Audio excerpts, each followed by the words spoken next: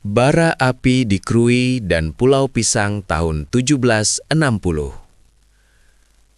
Jika kita menelusuri lorong sunyi di British Library London, tersimpan sebuah bundel dokumen tua dengan kode India Office Records, berkas perkantoran India, yaitu IOR-G-35. Kertasnya sudah menguning, rapuh dimakan usia, namun tinta tulisannya masih terbaca jelas. Ini adalah Sumatra Factory Records, catatan harian para pedagang Inggris di Bengkulu dan sekitarnya. Di dalam tumpukan surat bertarikh 1760 inilah tersimpan sebuah kepanikan. Bukan tentang harga lada yang jatuh, melainkan laporan militer yang mendesak. Di sana tertulis nama yang ditakuti, Comte d'Estaing. Tidak hanya di London, catatan serupa tersimpan dalam logbook Jurnal Kapal Angkatan Laut Prancis. Di sana, juru tulis kapal perang L'Expédition dan Le Comte de Beaumont mencatat koordinat pergerakan mereka di Samudra Hindia dengan dingin, menuju selatan, menghancurkan pos Inggris. William Marsden, sejarawan dan pejabat Inggris masa itu, kemudian mengabadikan peristiwa ini dalam adikaryanya The History of Sumatra, 1783. Ia menuliskan bagaimana badai perang Eropa menyeret wilayah pesisir yang damai ke dalam kehancuran. Dan inilah kisah yang diceritakan oleh lembaran-lembaran arsip tersebut. Pesisir Krui, April 1760. Berdasarkan catatan residensi Inggris, Krui saat itu adalah permata kecil di selatan Bengkulu. Loji Inggris, kantor dagang, berdiri kokoh, dikelilingi pagar kayu ulin.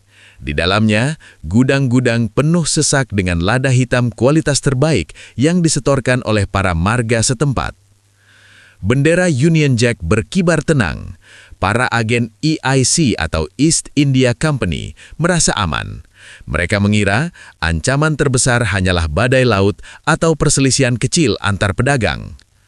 Mereka tidak tahu bahwa ribuan mil dari sana, perang 7 tahun sedang berkecamuk antara Inggris dan Prancis, dan apinya akan segera sampai ke depan pintu mereka. Arsip mencatat bahwa kabar itu datang terlambat. Kurir dari utara membawa berita bahwa pos Natal dan Tapanuli sudah menjadi arang.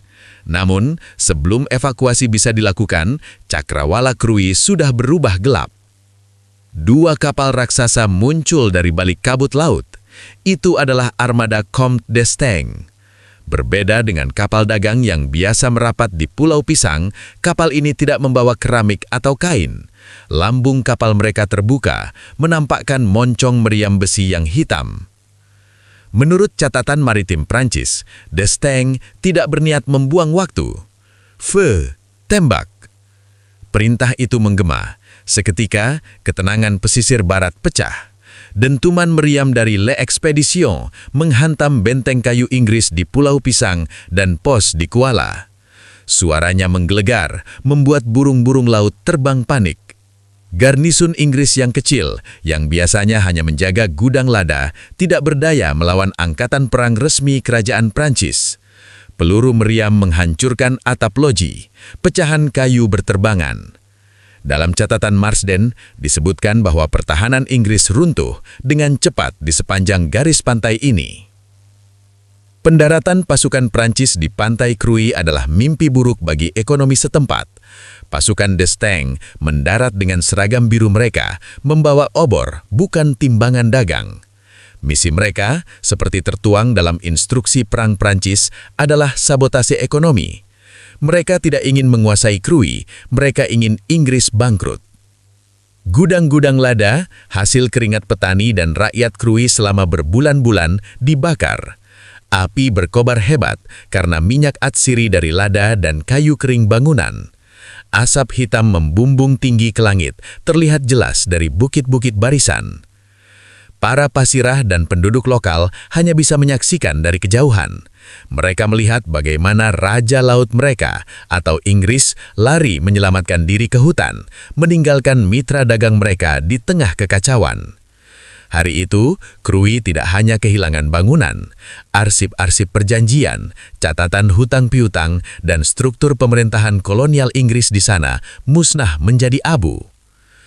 Setelah memastikan tidak ada lagi aset Inggris yang berdiri tegak, Comte d'Estaing menarik pasukannya kembali ke kapal. Armada itu mengangkat anjar, berlayar ke selatan menuju target utama, Fort Marlborough, Bengkulu.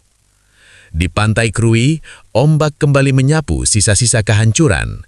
Dokumen India Office di London mungkin hanya mencatat ini sebagai kerugian aset. Namun, bagi sejarah lokal, tahun 1760 adalah bukti bahwa Krui pernah menjadi medan peperangan dua raksasa dunia. Jejak fisik loji itu mungkin sudah hilang, namun arsip sejarah tidak pernah berbohong. Armada Prancis pernah membakar langit Krui.